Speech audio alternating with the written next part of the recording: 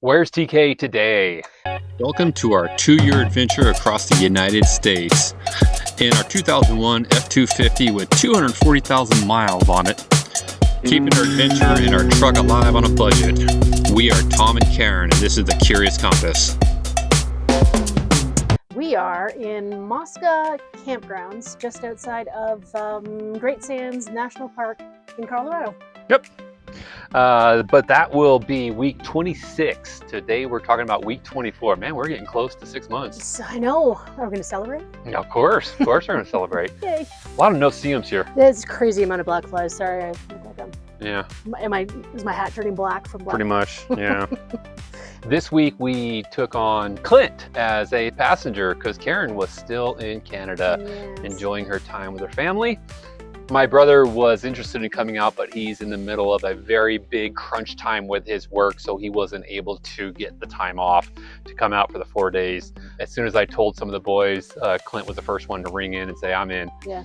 Within 24 hours, he had bought his tickets and the plans were set. So I'm glad he did. I think he really enjoyed it, yeah? Yeah, for sure.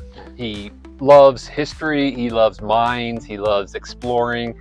He loves all that type of stuff, and we were really able to show him some of that in Colorado. When I picked up Clint, he was actually, his flight had got canceled, and they put him on a later flight. So his 10 a.m. flight arrival got bumped back to 8 p.m. I picked him up, and since it was so late, we just headed to a Cracker Barrel that night. Cracker Barrels are great. You call ahead, and they usually are very generous and offer you the parking spot away from the front. Don't set up camp. Just park, sleep, split. Yeah. Alrighty, well, I picked up Clint, the new Karen. He's my new friend. And we're picked him up from the airport last night and headed to a Cracker Barrel. So Mr. Poteet has learned what a Cracker Barrel is. Have you ever camped at a Cracker Barrel? Negative. It was actually pretty quiet for being like right on the freeway. It's pretty nice.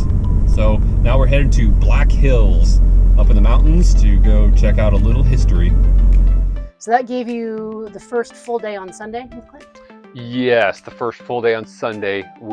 Since we stayed there, we headed up to Center City. Center City was once called the richest square mile in the country.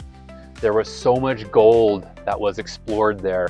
7 years after the 49ers discovered gold in California, they struck it rich in Center City. So the town is just full of mines, full of histories, all from the 1800s, as far back as the 1800s. Well, that's cool. Did you guys go in anywhere, or you talked to people? Or? Yeah, we actually went in one of the oldest congregations. The church isn't the oldest church, but it's the oldest congregation in the United States. And they're still alive? No, well, Sorry, just kidding. Yeah. This is a super cool little town, Central City. It is 1850 and it's Gold Rush town. 7 years after the California Gold Rush, they came here because they found some gold and they headed up. This town boomed to be one of the biggest cities in Colorado. Clara Brown used to be a slave. I guess we gotta go this way. And she started a laundry service here, and with her money and her savings, she started the church. You remember that church's name? St. John? Saint something or another. She actually paid for half of that church to be built. That church is the oldest congregation in Colorado. We got a tour by Deb. She is a wonderful native resident here in this town, and they when we were in the church, she told us all, of course, St. James. She told us, just wonderful lady. Oh my gosh, couldn't love her enough. And she made quite the memorable experience, giving us all sorts of interesting information about the town and about the church. After that, we headed out and started walking the streets, and we ran across Eric. He was telling us about this building up in front of us, which you can't see, about how bad the construction is underneath and how bad it's rotted, because there's actually a waterway that runs down the hill and then disappears and goes underground. And they didn't like put it in a tube or anything. They literally just built around it. And so the water over years have started to erode and damage the foundation, which is which is a trip. We really wanted to get into it. I actually tried to hit up Eric and say, man, I'd love to see in one of these buildings. And he said, well, I'm going over here for coffee. So that was kind of a no. The town is wonderful. If you ever have the opportunity to come check out Central City in Colorado, just right up in the Rocky Mountains, it's about 8,000 feet. Come and do it. We're here on Easter Sunday, so unfortunately a lot of the stuff isn't open and we weren't able to do a lot of tours, but we are going on a mine tour. Be more interested. He's really happy about mine tours. You should have heard how giggly he was when we found out that we were going to be able to go on a mine tour. But now, once you put the camera in him, he's not that energetic. We'll try to sneak some video of him later. So Clint and I decided to get a little snack. This is tempura shrimp something, and these are little chunks of corn cob that have been spicy. What did you call them? No, Doritos. It tastes like Doritos. Metal. So they had a use for it. And when you hired on at the mine at the age of about now, first underground miners here in Colorado, come over here, were prospectors. That's a gold panner.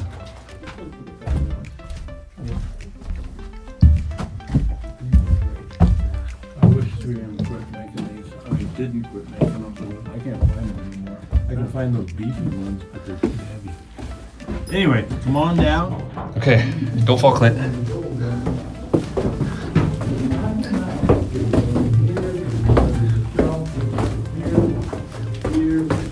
So, here's how you do it. I want that piece. So I'm gonna get up above it and hammer straight in first to weaken it, and then change my angle, carve a piece off. That is auriferous chalcopyrite. That contains small amount of gold in there. Your turn. Now the bad news.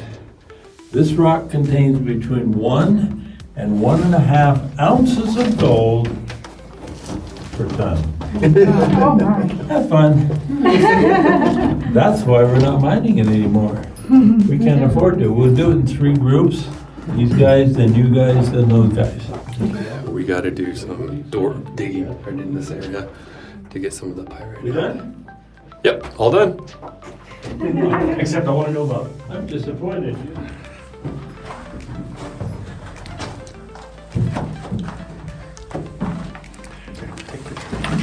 Okay, with your phone? Yeah. I'm still recording. Dang it.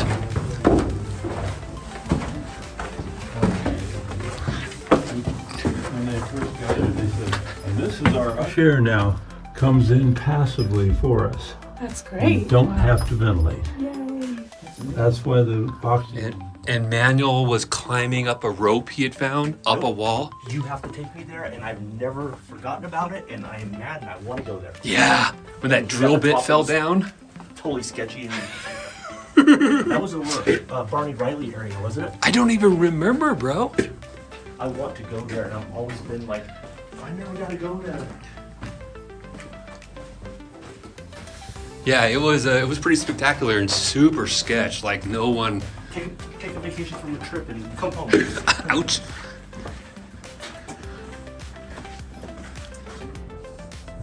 So we're up exploring. What is that? Non-mine? Non's mine?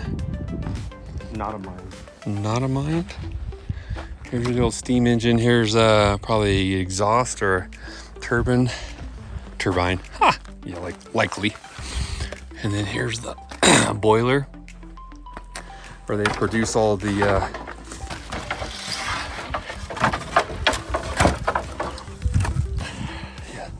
this seems safe. It'll be fine. It'll be fine. Where they have fires down here, they produce massive amounts of fire that would boil the water in here and then produce copious amounts of steam that would power a steam donkey. These are probably all fire bricks to maintain the heat. Want to take a brick? Get in your camper. Pretty cool.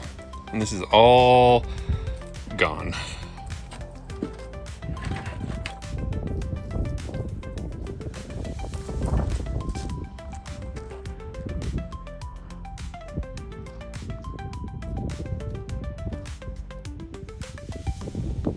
this is just something Clint's really into because he actually gold pans and likes the history of the mine. So I swear he talked to that old man for a half hour while I was just sitting around doing nothing. That's awesome. I'm glad he got something out of it then. I think he really enjoyed that section of the tour. Yeah.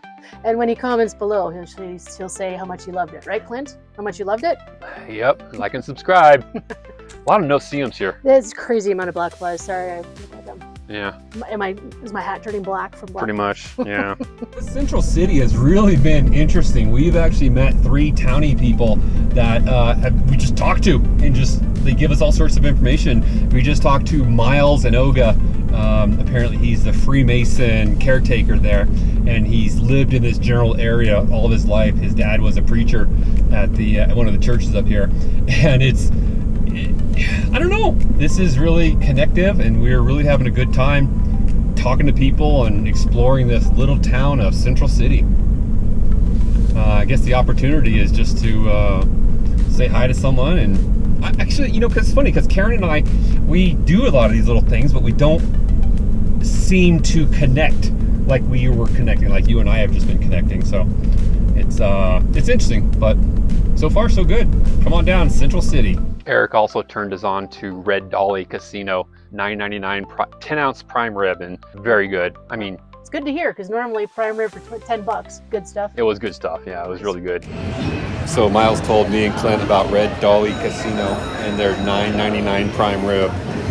Let's see how this turns out. Oh, I think that looks pretty delicious. A roll, butter. Oh, green beans. Mine's medium rare. Clint says medium. It looks way more done than mine. All right, my review, 5 stars.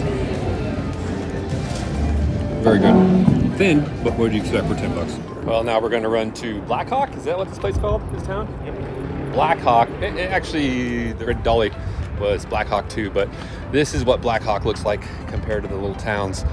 Massive casinos. That night, we headed up to Beaver's Reservoir for boondocking. It's a beautiful little area that's up in the forest, so it reminds you of the trees. It was funny, Clint said, I don't remember the last time it was been this quiet. You know, because where he lives is kind of noisy next to a freeway. It's amazing how you get used to and acclimate to your environment, and when you're taken out of it and really hear quiet, it's beautiful.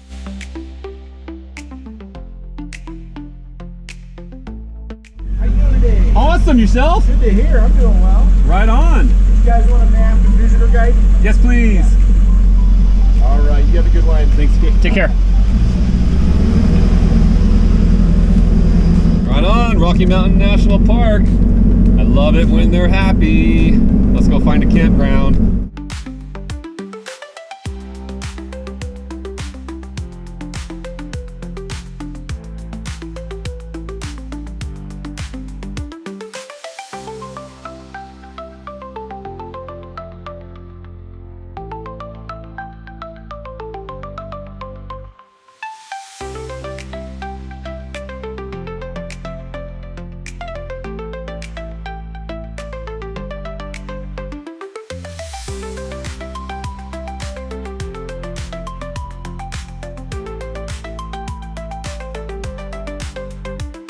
After we left there, we headed to the Walmart in Evergreen, Colorado. Well, we're staying near another Walmart. Of course, this time, the Walmart has trees. Look at these pine trees. I mean, very beautiful. Outside of Golden, Colorado outside of Golden. Yeah, Golden, Colorado. So, it's not bad. Very nice. Here's our camper. It is one of the most beautiful Walmarts I've ever seen, with all the pine trees and quiet. And I would suspect a lot of places are the same way. And sure, you can kind of sneak in when they're closed or hope that nobody notices. But it takes a couple of minutes to go in and have a conversation with somebody and make it more pleasant for everybody. So why not? That day, before we set up camp, we went to the Colorado Train Museum. And that was another one of those cool places that you get to see, you know, old equipment. Clint and I came to the Colorado Train Museum here in, Colorado. I don't know what this town actually is, but it's pretty cool. Outdoors, very big. Got a lot of different trains. So let's go take a look at some of them. Stuff, but It's a bunny wabbit. Hello, bunny wabbit. It's Easter time. You don't have to worry about being eaten. That's right. That's right. You're tasty, aren't you? Cool. Another one of those high-angle cogwheel devices. Oh, look at. Is it, wait a minute, it's powered by Cadillac or is it powered by Cummins? They had one of the all-wheel drive train cars that were used for pulling up mountains. There's an all-wheel drive. This would be a 222. It has vertical pistons here, 3-cylinder, open crankshaft. And then you have these drive units. Here's the universal joints and the slip joints, so each one of the trucks can turn. And that's where the coal sits. These were really good for climbing hills because they're all-wheel drive. All the wheels were connected, where most of the horizontal steam engines just had 2 or 4 sets of wheels that were powered. You can see on this side there are no cylinders, there are no pistons. It's all on that side. There's no drive stuff on this side. So the whole motor system, the steam system, is offset over here. It's very cool. It was actually called the Rosa. Did you get a picture standing beside it? Of course I did. Of course you did. And of course, Rosa. Not sure where that applies, but that thing's cool. It's a Model A rail card for Defense Supply Corporation.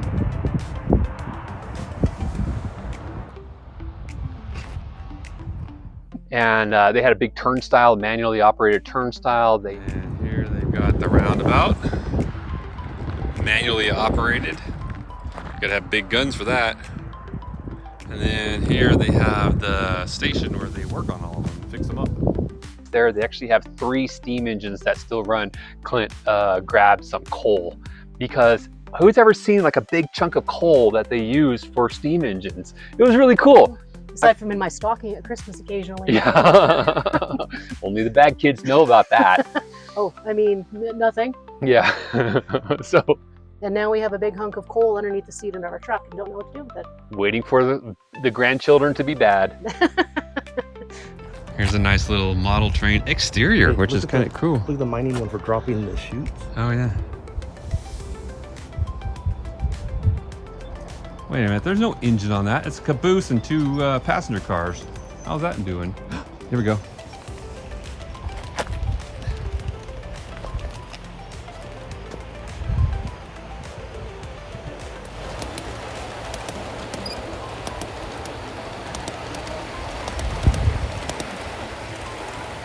The next day we got up from Evergreen, Colorado's Walmart and headed to Dinosaur Tracks. These tracks are 100 million years old, and there are 250 tracks from, what was it, 50 different dinosaurs in this area that they've categorized. It's kind of wild to think of that many years ago. Dinosaurs were roaming that area, and it was flat. Now it's all up on a hill because of just tectonic plate shifts. So here you can see the aerial view of America's #1 dinosaur track site. 39 individual animals made 250 footprints. And there they are. That's wild. 100 million years ago, this was all clay-like substance. I got the impressions of the dinosaur footprints. They got sediment and stuff over it, and you can see the layers where underneath they actually have more. After that, we headed back up the freaking hill to go to Wild Bill's museum and gravesite. I don't know if people really know the history of Wild Bill. So we just did the Buffalo Bill Museum. It's quite interesting. He was quite the advocate for equal rights. What did you think of it? It was great. I think it's one of the better stops. Probably. Yeah, we had no idea he was such a showman. I mean, you always hear about the Wild West Museum and everything like that, or the Wild West show. But he incorporated Indians and women and paid them all equally, and it was quite a equal rights type of place where he treated everybody really well. He actually also later in the years brought people from all different countries to be in the show. It was kind of like a United Nations of traveling shows, and yeah, it would have been interesting to see. A lot of it was overplayed for drama, but you know, that's the showmanship. That's the showmanship component of it. He actually saw this area, Mount Lookout, and said, "This is where I wanted to be buried." So we're gonna go see his grave.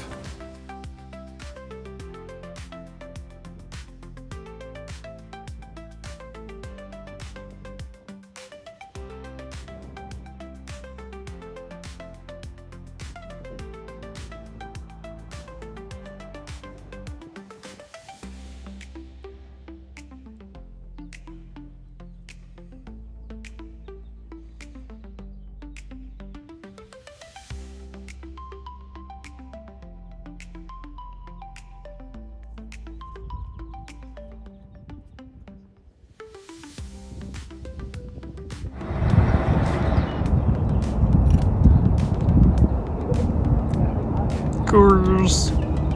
Rocky Mountain High, Golden, Colorado. These are all the places that Buffalo Bill: Germany, France, Czech, England, Canada, Utah. I mean, this is insane, the amount of places he's gone with the show, Wild West show. Incredible. They actually came to Modesto. Oh, really? They actually were in Modesto, where they had a book of all the categorized areas that they'd been to. I mean, all over the world, and they were twice in Modesto. Really? Did Buffalo Bill visit your town? Interesting. Let's see. California.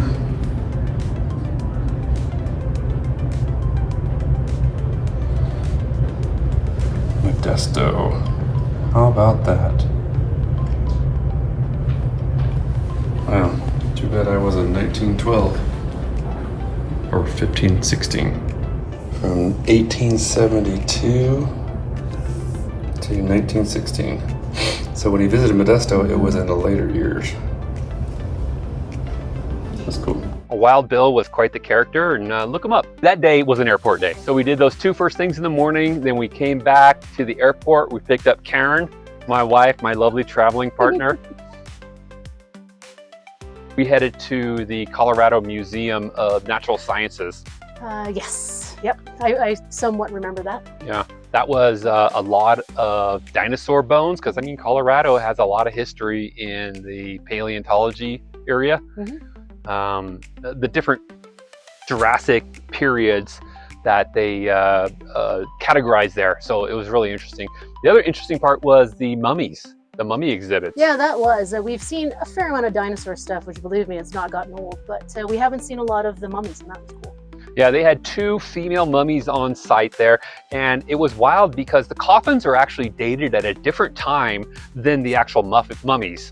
So, and they had male names on the coffins that didn't associate with the female that was in the coffin. So it's really wild, the investigation that people get into, you know, and try to figure out what happened. What's going on here? Yeah, that would be a really cool career. Were I younger and had more time, that would have been an interesting career path. All right, well, we are off to the airport. We're dropping Clint off. Well, I'm glad I got a few moments to see you before you took off. No, it was great. Now we're just trying to figure out how, like, if like me and Lisa were to fly just randomly somewhere you guys are at without having to rent a vehicle, if we could, like, you know, get picked up and then, you know, like rent a hotel room or something, but we could tour around together without renting a vehicle or something. So we put Lisa, like, right here? She can sit on my lap. On the lap. You guys had fun? You guys? Yeah, oh, absolutely. Yeah. Something I would have never been able to go do on my own. Oh, fun. I'm glad you had the opportunity then. Yeah, no, it was terrific. Well, I'm glad you had fun. Now get out so I can come home. I am ready for a nap.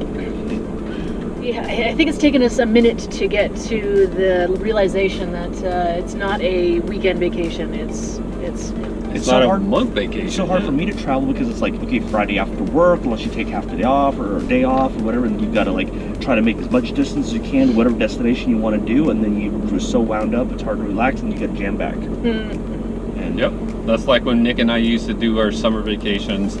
We would drive like madman 10 hours a day just to get to the location, and then buzz around doing all that we could, and then 10-hour 2 10-hour days to get back from some places. That sounds exhausting. It was, especially with his younger kids. My kids were older, they were able to entertain themselves, but even then. After that, we dropped off Clint around 4 p.m. at the airport, wished him a good travels, and sent him on his way. Yep. And as far as the reports back, his travel day was pretty good. Yeah. And there was a delay, but Clint's travels did not affect us at all. so that's the important part, the bit we're trying to get across here. Yes, once we dropped him off at the airport, sayonara. Bless him, he's like, oh, okay, I think I'm good. And we're like, oh, good, because we're like 6 miles down the road. Yeah, turned our phones off, you know, in case this flight wanted us to pick us up. And that night we went to a Boondockers Welcome. That was the closest one. It was about 15-20 minutes through the roughest road I've ever driven on to get to a pasture, and it was a nice pasture. Yep, it was doable. Again, it was a bit of a blur too. Well, I've finally got my wife back, as you can see. It's nice to be home. Yeah, it's nice to be home on the road. What do you think about this Boondockers? It was nice. I enjoyed sitting and watching the horses in the pasture next door. So now we're leaving Bennett, Colorado, and heading into town to get some fuel, to get some packages, and to get some tires. Because when Clint was here, he noticed that one of the tires, or actually both the rear tires, the belts were slipping and they were out of rounds. So, So it's his fault. Yeah, it's pretty much his fault. I've had a lot of problems with these Coopers, literally living on the road. This is the only thing that's making contact between us and our house. So, yeah, true enough. Make things safe. Make things safe. There you go. Oh. Yeah. So. Look at you taking care of us. Off we go. Hey, it's cheaper than a payment. I mean, it's probably about a $1,500 payment would be for a new truck. So. I thought you were gonna say it's cheaper than a hospital bill. Yeah. Oh, that too. I am economical. Spend a dime to save a dollar. So off we go. Headed back up to the mountains that Clint and I had stayed at Beaver's Reservoir. 3 nights, 4 days-ish, yeah. And just chill, just unwind, just relax, just get back into our groove. It was a lovely transition because I had bought some things while I was away. So there's a big pile that has to make its way into the bits and pieces and the holes in the camper. So I had to get all that put away and get myself situated again. So it was nice. I did do some work on the camper since we were there for 4 days or 3 whole days. I went to fix the heater because the Atwood heater had started squealing really bad, the motor. So I needed to pull the entire system out, tear it apart, and oil the motor, basically. Outside of that, I also installed those fans. Yep, they're going to be nice in the summer. It's got some white noise, no big deal, but it will at least move the air around and get some cooler air in there, I think. Got all my workbench set up. Got my hardware for different jobs. Comes in handy. We hiked around the reservoir. So we're out for a little Saturday walk. Yes, it's beautiful. Yes. We used to be home in the middle of nowhere again. Yep. Away from everything. Everything, everyone. Cool little tractor over there. Here's a fun old tractor. I love these old things with old modifications and alterations, repairs.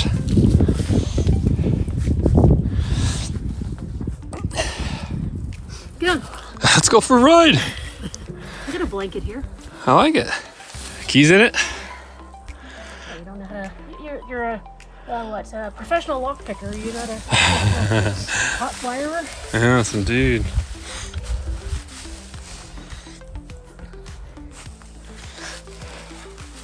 Huh. Wonder what this cover's for. That's where they keep the squirrels. Looks like it looks into the crankshaft. Oh, there's a starter. Step on this. Might disengage the clutch too at the same time. Drive this home? Yes. Ah, I wonder if this is a Detroit. Valve lash, 12,000s hot. It's got a supercharger on it. And I think all Detroits had to have superchargers because they were 2-stroke diesels. They didn't naturally fill them up. Cool. But here's Beaver Reservoir. Da-na-na, na-na-na-na-na. We're gonna go walk around and see what we see. Wish us luck. Beaver Reservoir, yes, that was very nice. Yeah, that was a 3 hours or something like that we spent just meandering along the reservoir. I think we only picked up one tick. I think they are going to be our nemesis for the rest of the ever. Yeah, as long as we're in long grass. I tell you, I don't know where you are, so you can let us know how the situation is for you. But we're having. So we first started, I think, with the best onion rings across the country, and then we're hitting the state capitals. Now it's how many ticks we pick up in each state, and where we have. I think we're at 2 and 2 and 2 and 1 at this point. I've got 2 inside me. Not inside. She's well, the head. Yeah, they were inside me. Parts of them were inside of me. We got a scalpel and we cut them open and pulled them out. Yeah, and then I got 2 on the clothes. Karen's got 1 inside her. 1 was attached to my arm and 2 on the clothes. Yeah, so I'm winning. Yeah, are you? Yeah. Are you though? Yeah, I am. Yeah, I'm not sure. I don't care. I'm winning. And that was it. That was it for week 23. If you have any comments, like and subscribe. So that is week 23 in a nutshell. And if you can like and subscribe, we'll certainly enjoy you following along. And if you have any suggestions or comments, please drop them as well. And we'll see you out there. Yep. Happy trails.